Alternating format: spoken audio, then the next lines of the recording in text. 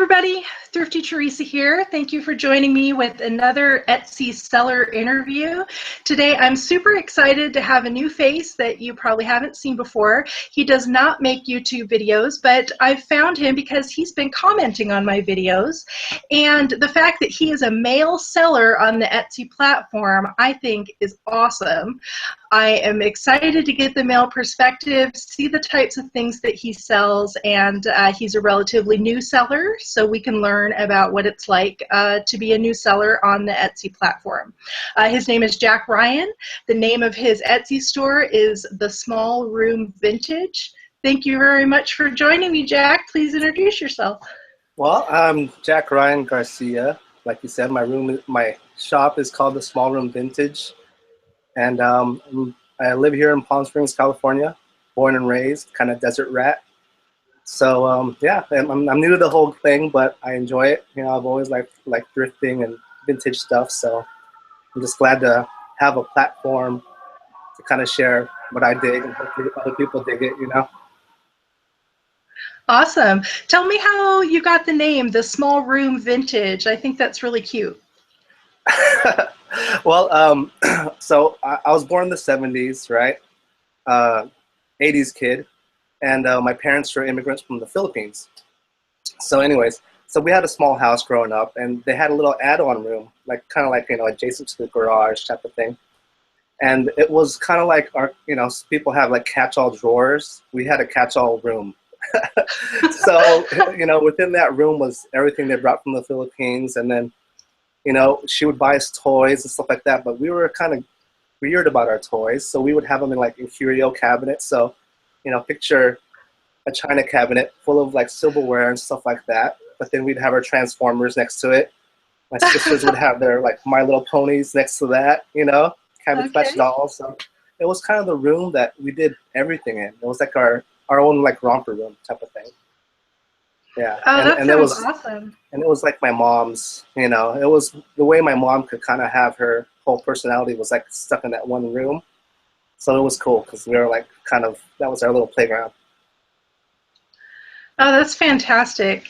Thank you for sharing that. I think that's so great. You mentioned that on your Etsy store in the little section about you, and I wanted to share that with the viewers because I thought that was really touching that you dedicated it to your mom.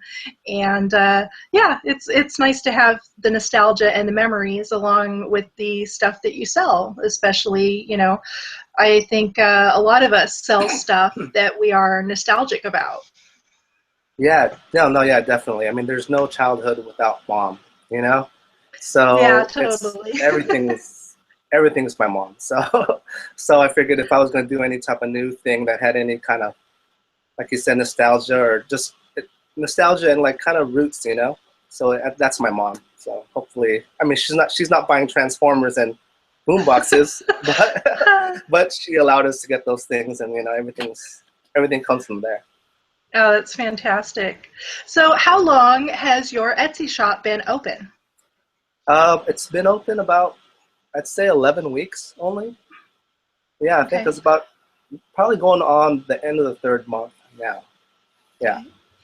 How did you find Etsy? How did you realize that Etsy was a place that you could sell vintage stuff online?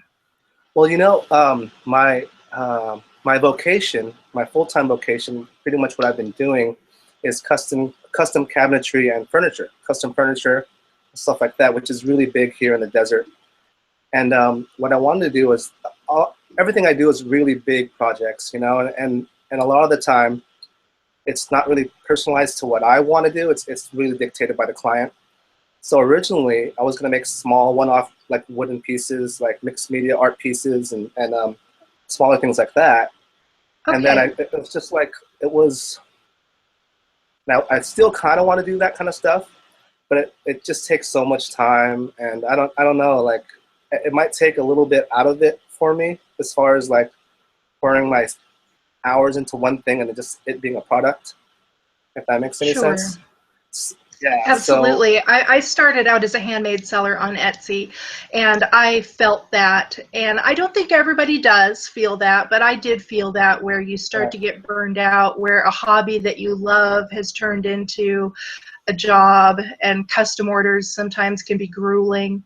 Right. And I was making small little beaded jewelry things. I can only imagine how much time and effort it takes for you to make, handmade woodwork. And Yeah, yeah, definitely. And for me, like it has to be tangible, if that makes any sense. Like when you do woodworking, it could look like a real simple thing, but I think it takes someone to really hold it in their hands and feel and really see the wood grain and just feel it. I didn't want it to look like it's off of a catalog or something, you know? yeah, I do understand that. Absolutely. So you sell vintage rather than your handmade crafts on Etsy. Do you sell on any other platform besides Etsy? No, no. You know what? Originally, I was going to try eBay, and it just, I don't know. Nothing wrong with eBay, nothing wrong with eBay. I might still use it, but it just seemed it wasn't. I don't know. You couldn't get your personality across in it, And I'm married. I have 2 kids, and my wife, and we're big Disney freaks, amongst other things. So she orders like custom ears, like Disney ears or Yeah. Mickey ears, So she's on there and doing her Pinteresting and doing her Etsy thing, and I'm like, oh, I wanted to check it out, and I didn't realize that you could sell vintage on there until like a week before I decided to do it. I was there for like 6 months, like trying to develop products and trying to do this and that, all this research and development stuff, which just seemed a little overboard. And then when I found out you can actually just go and find the things you liked, and hopefully someone else connected with it, it's Yeah. awesome. I love it. Oh, that's great. So I think that's a very common misconception that people have about Etsy, that a lot of people don't know that vintage is allowed. The other thing that a lot of people don't realize is you can sell supplies, like craft supplies, and they don't have to be old or antiques or anything like that. You can sell new wholesale craft supplies, beads and jewelry and whatever, knitting needles or, anything like that, because it's listed as a supply. It is allowed on Etsy. Primarily when people think of Etsy, they think of the handmade community, the crafters, the moms with hobbies, and, people with their knitting baby booties and making jewelry and stuff like that. So that was your original, perception of Etsy. And then it turned into a vintage store. Yeah, I think when I originally wanted to build things, it was with an intent of having my personality in those products anyway, somehow even if it was a vague way. Yeah. And I don't know, I was just shocked. I was actually really shocked that 1986 is vintage, or what is it? 1986, right? 1996. Oh, 1996, yeah. Yeah, which was like 2 years ago, That's what I'm saying. Aren't we all still in high school? I don't get it. I've been celebrating my 28th birthday for 13 years. So, Yeah. it blows my mind too that 1996 is the cutoff date for vintage. Etsy allows, a 20-year gap before something is now retro and cool again.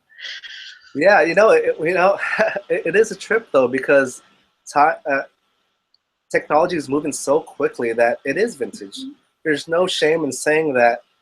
I mean, 10 years goes by and it seems like everything changes nowadays, Oh yeah, totally. I gave my dad like one of my old iPhones, like the iPhone 3S, and he uses it as a MP3 player.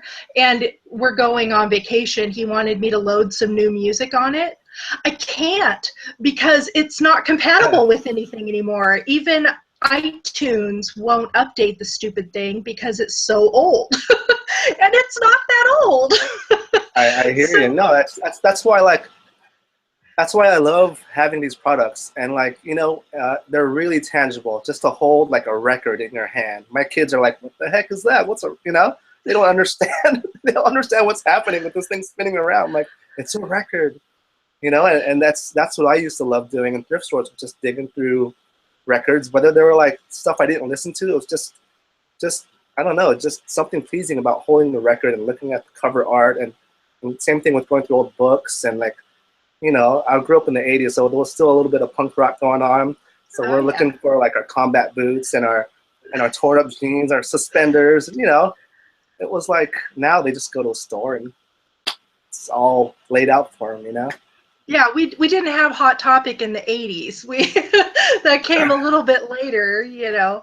But then again, in the 90s, they started making the wide leg bell bottom jeans like they had in the 70s. So there really is like that 20-year gap when it comes to what comes back into fashion when the kids grow up to be adults and now they're consumers and they've got money to buy things. They want to buy all the cool stuff that they wanted when they were a kid. Yeah, definitely. Yeah, I remember being in high school and all of a sudden everyone was wearing bell bottoms, listening to the Doors and CPR and stuff like that, you know? Yeah. So it's cool though. I mean, at least it's an organic thing. I think every generation feels their generation is the coolest generation, you know? Yeah. Well, it's true. Ours was. So. Yeah. So, anyway, besides all that fun nostalgia stuff, so have you always been a thrifter? Have you always been somebody who likes to go to thrift stores and now you're turning it into a hobby or a business? Yeah, definitely. Yeah, definitely. Like I said, like we would primarily do it for, like you said, there was no Hot Topic. So our whole thing was, okay, I love The Cure, I love Depeche Mode, I love Sex Pistols, I love Joy Division. So like those were our heroes, you know. So you're not gonna go to J.C. Penney's and get your jeans. You know, you got to go to a thrift store and buy some really raggedy jeans and like, you know. So that's really what it was. I had older brothers that were more like punk rock and stuff, and so I kind of latched onto that, you know. And I don't know. It's fun to dig around, and to me, a little item could be a treasure, you know, and it's just fun. Yeah, I've been. Yeah, that thrill of the hunt is one of the things I think that really sucks people in. And I think a lot of people love the shopping more than they love the listing and the business and the selling and stuff. It's like you always see 5 haul videos before you ever see a sales video with some folks. And it's, you know, it's fun, you know, discovering all that stuff again. We're getting paid to shop down memory lane type of thing, you know, and it's awesome. I've liked it. I've only started, so I'm hoping that it is definitely a part-time thing, but I want to just it'll be really cool if I can keep it rolling, you know. I think that's really awesome that you're starting out your experience of being a reseller on Etsy, which is a very friendly platform. And like you said, you can curate your store to give it your personality, selling the things that you like to purchase and things that are fun for you and nostalgic and just straight up cool. I think that's great that I think some people have an issue being eBay sellers. eBay is I think eBay is a fairly easy platform. And then they want to go to Etsy, but they never quite make it as successful sometimes. Since you are very new to Etsy, how long was it between opening your store and getting your first sale? I think it was about a week, maybe less than 2 weeks for sure. And I was shocked because I was like reading a lot of the comments on your YouTube videos and like, oh, it took me 3 months or 2 months or whatever it was. And I don't even think the stuff I have is like, you know, it's not like this gem or a thing. But I'm glad it's happened because I probably would have gotten discouraged if it wasn't sooner than a month or something, you know. Well, I'm cheating because I'm actually looking at your shop in another window. Do you remember what it was, the first thing that you sold? I think it was a GE radio, alarm clock radio, right? Wait. Yes, it was. I was on the wrong page. Yes, it was a GE alarm clock radio from the 80s. So I've noticed that alarm clocks is something that you sell a lot of. Tell us about some of the items in your store. Yeah. I mean, for me, I don't know. I'm just a geek on that old retro technology, the look, the feel of the buttons, and it feels like, I don't know. You know how like it's the past version of what the future was supposed to be, type of thing. And my dad would have those kind of radios, you know, and to me, I don't know. Those are classic to me. I know they're kind of cheesy, like they're just from the '80s, you know. And they're here and there, but those are things I like. I like toys from the '80s. I like records. I like some mid-century kind of things as well, but like kitschy, I guess, kind of kitschy, funky stuff. You know, I'm not Mr. Macho Man kind of dude, but you know, I guess I like guy-centric things. I'm not quite sure what a macho man would be I don't even. Well, I've as far seen as figuring out what you have in your store related to who you are as a person. right. I think you've got a really great mix of stuff, and Yeah. you know, you don't have to sell jewelry just because you're a woman. You can also sell records and alarm clocks too. So Very good point. Very good point. No, I just like to. So far, I've only listed things that I like, I guess, and I'm just glad that people like it as well. If that makes any sense. I mean, it's so far I haven't really tried to see what's hot or trending or anything and purchased it. I just like, oh well, I would buy this. You know, I would buy this at this price, so I might as well buy it, get to look at it on my shelf, and then when someone buys it, they can look at it on their shelf. You know? Good, good. Yeah. That's a good way to look at it. So yeah, I see you have, like you said, toys and records. You've got some like some cool like fanny packs and stuff. Yeah, yeah. I love fanny packs. I'm hoping to get like a bunch of them. They're just like perfectly tacky to me. Perfectly 80s, you know? Quintessential 80s kind of stuff, you know? Definitely. And the old technology, the old radios and the old clocks and things like that, like we were talking about earlier with the iPhones, technology goes so fast, but people definitely seek out what was old and make it new again. Yeah, I mean that's how I've always kind of been. Like I don't even know how to connect a Blu-ray player. I'm that kind of guy. You know what I mean? And that's no joke. My son has to do it. But yeah, I think yeah, I think there was definitely more. They're more mindful about the design of things. You know, where it didn't matter if they're big and cumbersome. It's just like just design for the sake of design. Now everything is like geared towards some type of has to fit in your pocket. It has to. I don't know. To me, I like a big clunky thing. The big I clunky do. thing. Yeah, I Something mean you that's can the hit, way. something you can hit somebody with if you needed In to. the middle of the night.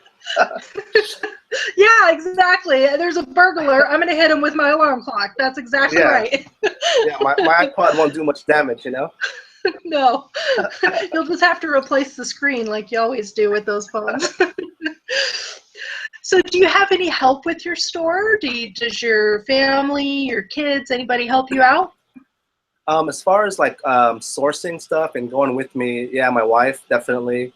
My daughter, I have an 11-year-old daughter as well, and my son, he'll be 16, so not so much on the thrifting with him. But yeah, my wife and my daughter are always, you know, they're not always there, but they help me kind of eye things out and stuff. So yeah, it's cool.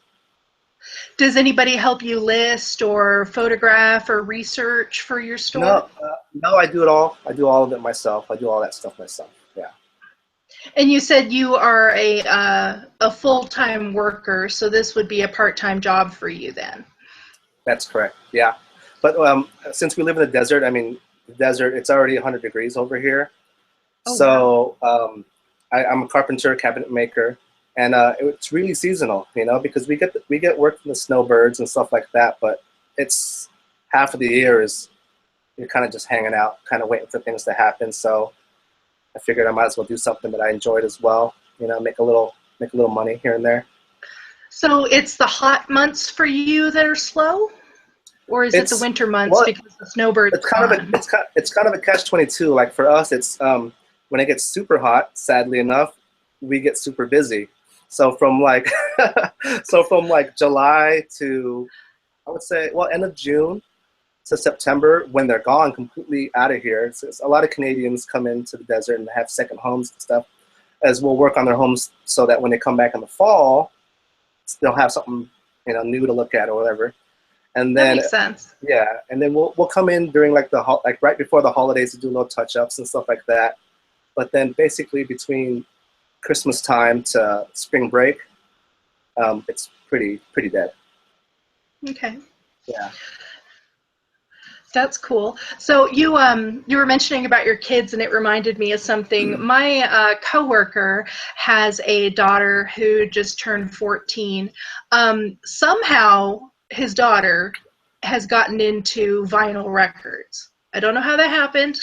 He said that he actually said that some of the newer bands, some of these indie bands and stuff that are coming out, they're actually selling vinyl again. They're pressing their brand new music onto vinyl records and selling them to teenagers, you know.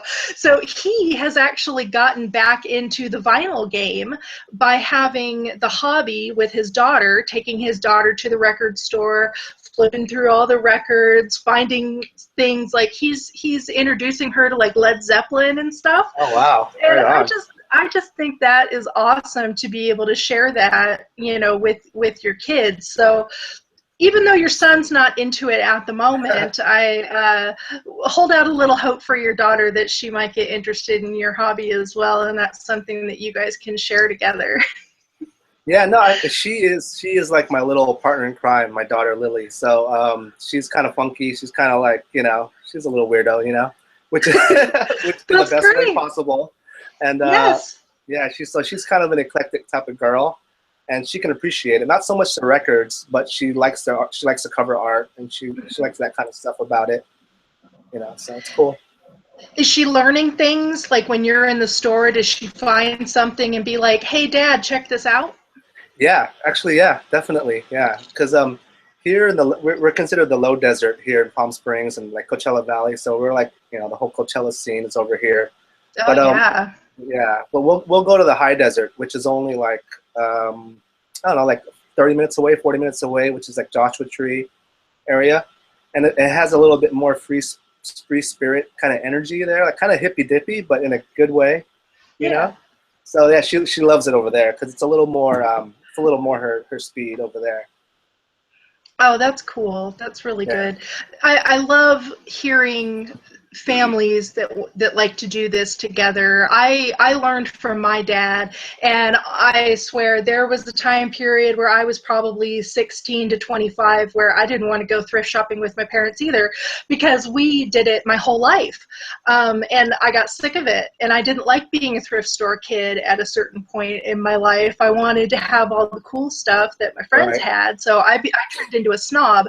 And then as I got older, and you know, I kept a lot of stuff from my childhood, and as I got older, I learned to appreciate it again, and you know, getting into the history of things has become more entertaining as an adult, whereas when you're a kid, you don't always want to learn about that kind of stuff. So, so I'm glad that you guys are able to do that together, because it brings back a lot of great memories for me with my dad's. Cool. So you've got probably nice weather most of the year. Do you get around to any garage sales and stuff, or do you mostly do your sourcing in thrift stores?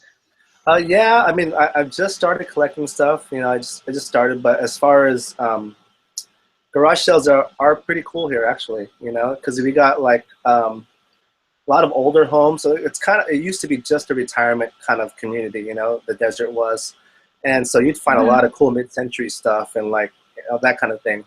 And so we'll do that, but it's getting pretty hot now, so most of them are like from 7 to 9 in the morning. By then, it's like it'll be like seriously, it'll be 90 degrees by 9 o'clock in the morning. So it gets a little tough.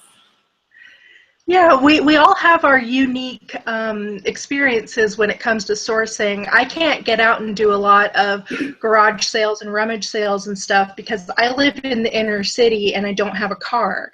And then there's other people like Alyssa who has explained, you know, she's up in Pennsylvania and weather is a huge factor. It could be muddy and you got to travel through a cow field to get to a barn to go Yeah. to this auction. You know, I know. Yeah. every area and every person has their own unique experience on how they can source. So that's cool that you've got yours, but I can definitely see that that's very trying Yeah, when yeah. it I mean, gets way too hot. yeah, definitely. And yeah, I trip out on Alyssa's videos because she's wearing like a jacket, like a double jacket, and I'm like, it's been hot here for like 2 months already. But yeah, no, I mostly go to thrift stores, and yeah, I usually source that way. But I found some really cool items with garage sales. But most of the time when I go to the garage sales, it's just kind of just I don't know, just to kind of dig around, you know. And yeah, I found some stuff, but most of the stuff are from thrift stores. Okay, cool. Well, again, it's all the thrill of the hunt, no matter where you find it. There's some people who like to go dumpster diving and find a bunch of awesome stuff too. So, hey, get it wherever you can and then stick it in your store and sell it to somebody else. So, I want to see some of the stuff that you have. Did you Okay. bring anything to show us today? Yeah, I have some things. Let's see. Um, so, like I said, I like 80s toys, right? 80s toys. That's, oh gosh, I love 80s toys. So, here's one that I really dig. So you can see it. Remember him, Alf? Oh, that's my Oh, man. look at Yeah. my form. Gordon Shumway, you know what I'm saying? I love him. What a guy. What a guy. What a guy. Gummy bears. Remember the gummy bears? Oh, wow. Sunny Gummy. Of course, the anti-hero of them all, Pee Wee. So I love Pee Wee. He's awesome. Yeah, he is And then, awesome. My father still has a Pee Wee Herman doll that's one of those you pull the string and he talks. oh, that's so cool. He still has one of those. My dad is a huge child and he loves that kind of stuff. Right on. When I was a kid Yeah. growing up, I had a Mork from Ork one that had the pull string on it. Oh, I'm gonna find one of those. Tell you what, I'm gonna find one of those. Oh, What that's else? so great. Yeah, show me more. I just found this thing at the thrift store, which I'm not super into, but hey, it's all good. It's the New Kids on the Block phone. Okay, But my cousins, I got a confession to make. I okay, used to love the New Kids on the Block. I okay. still have one of their T-shirts in my closet right now. Who was Full your favorite? confession. Who was your favorite New Kid? Well, of course it was Donnie. He was the bad boy.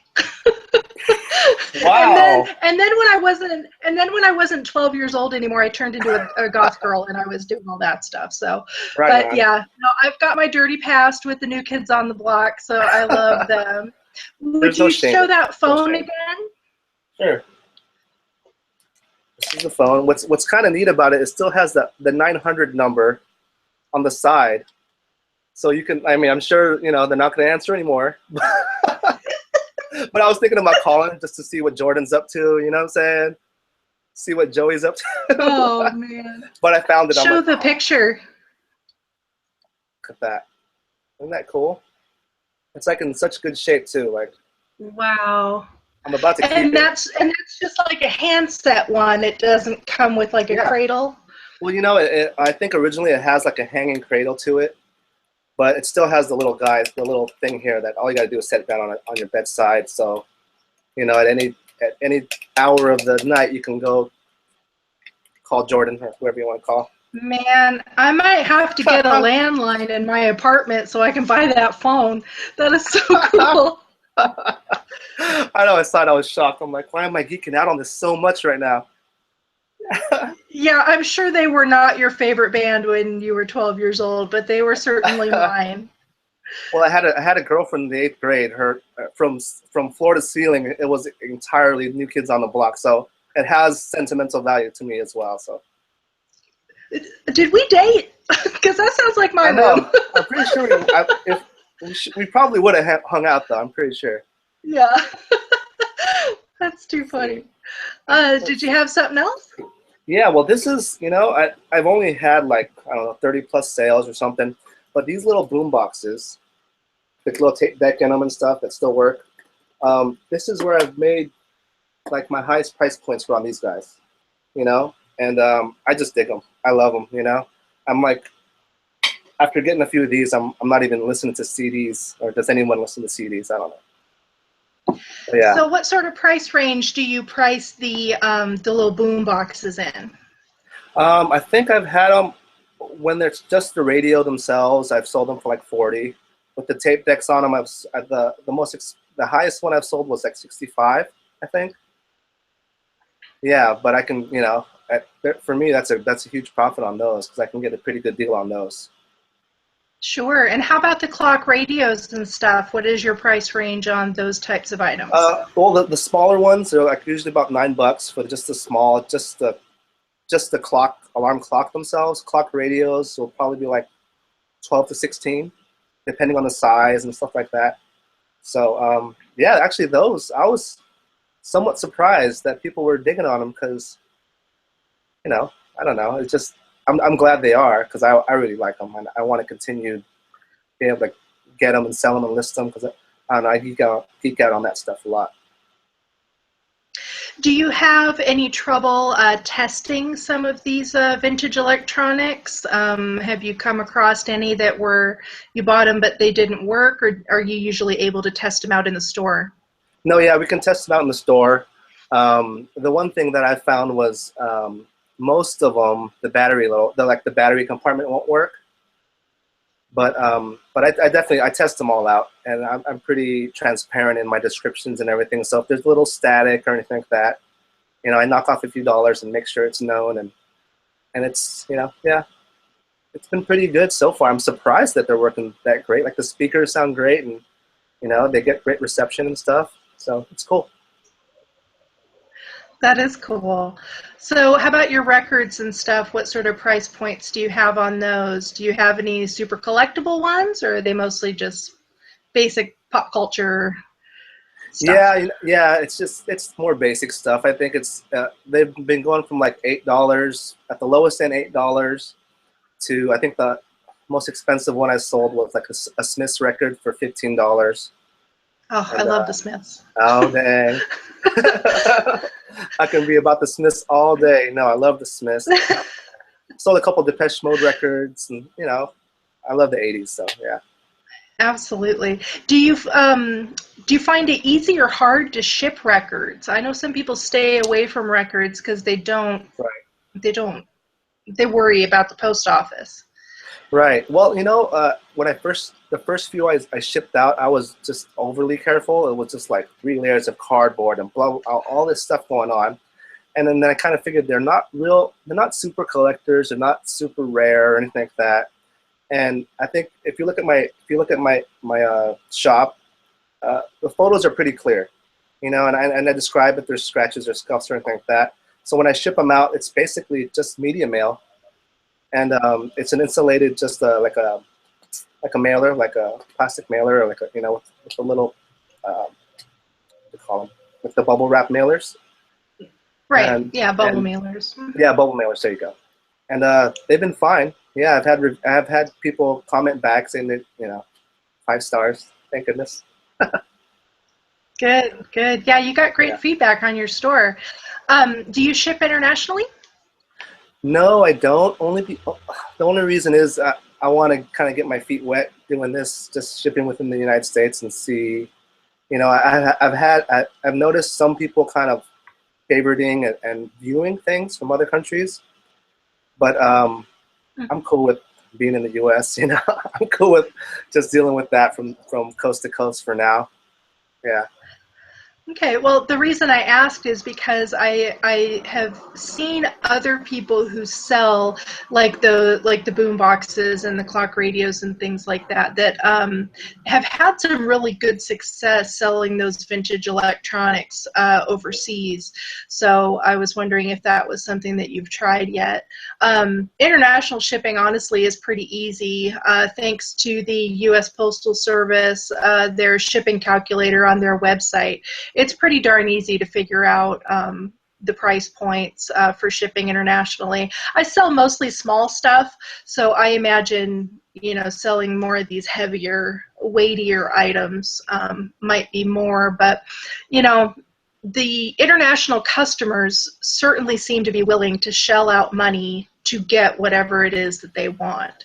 Wow. So shipping costs really, I don't think, are too much of a deterrent when it comes to the international customers, because they're expecting it. They're expecting it to be expensive because they know they're buying it from somewhere that's not local.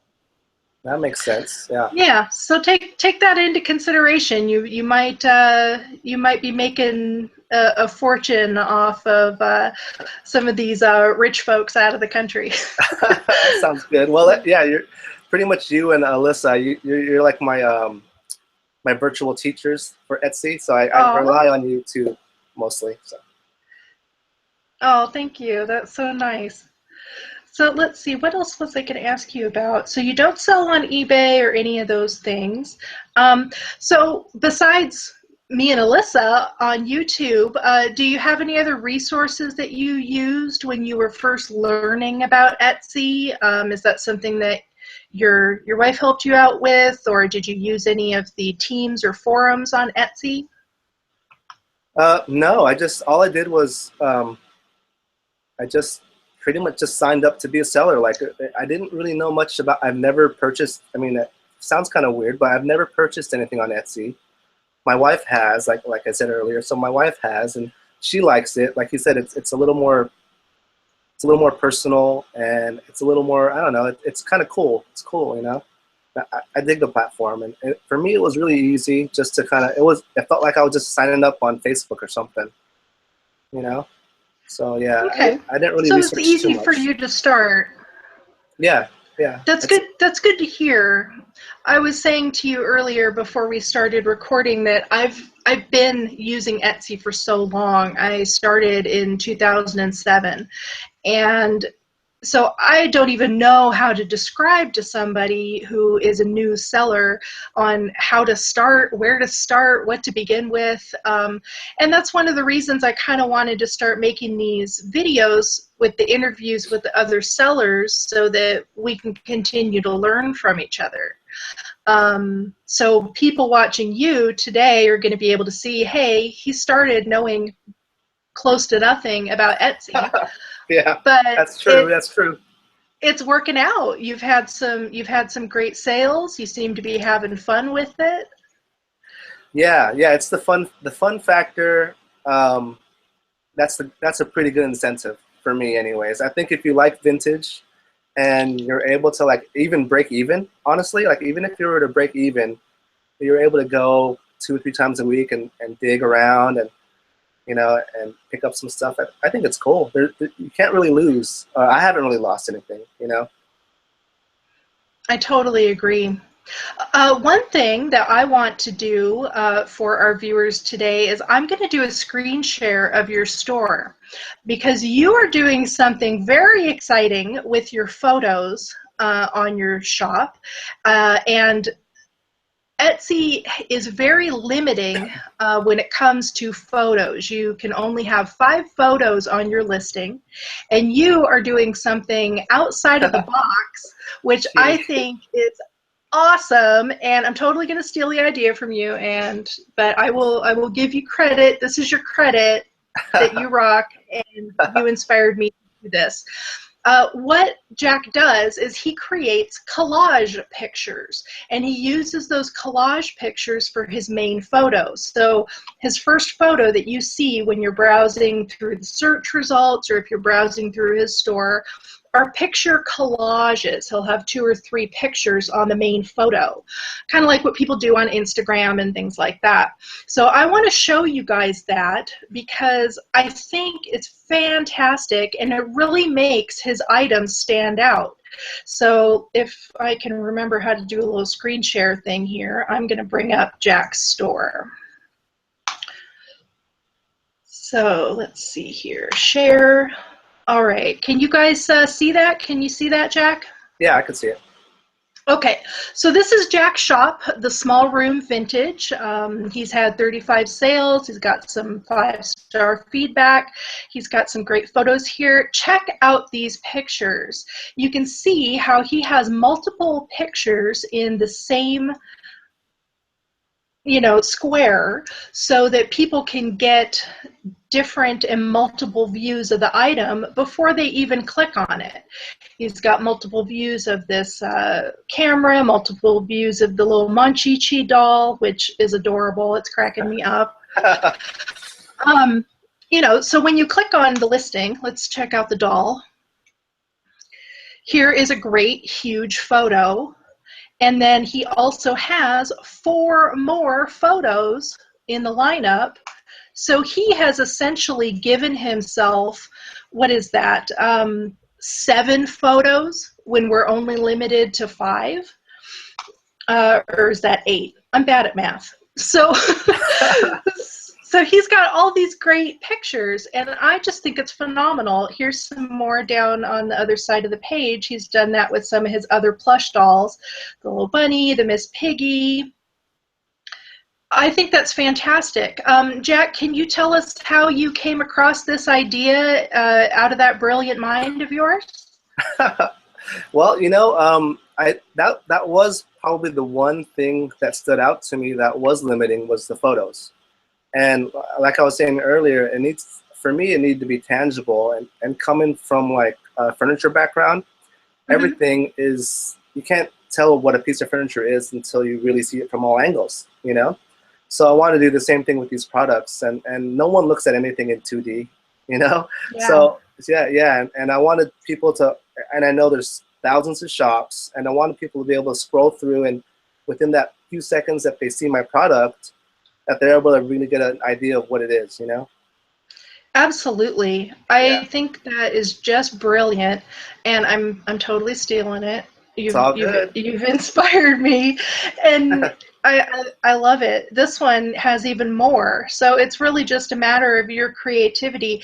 Do you have a specific app that you use? Do you do this on your computer or on your phone to make your collages? Yeah, I just do it on my phone. Like I said, I'm not tech savvy. I'm the least tech savvy guy you'll ever meet.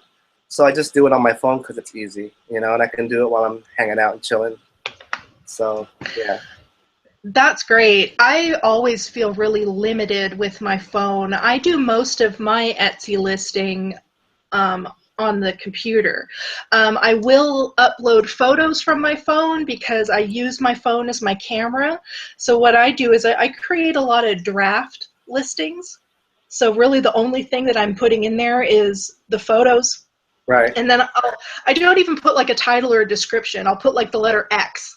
You know, so I'm just creating all these different drafts and uploading my photos, and then I go back to my desktop or my laptop and I do all of my typing there.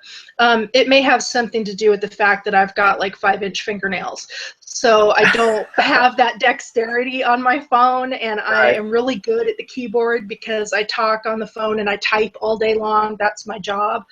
So that's the process that's easier for me.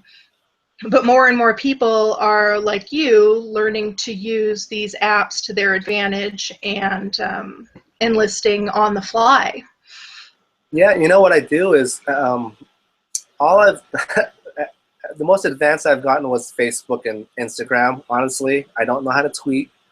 I don't know how to pin something or whatever. That sounds lame, but I don't know how to do any of that stuff, you know, and I need ease of use, and it kind of correlates to how Etsy is. It's ease of use, you know. Yeah. So most of the time, which I'm probably going to stop doing because it takes so much time, is I'll simultaneously post on Instagram, just as like a free way to have people look at my Etsy page or something. So if you go to my Instagram, you'll basically see that front photo.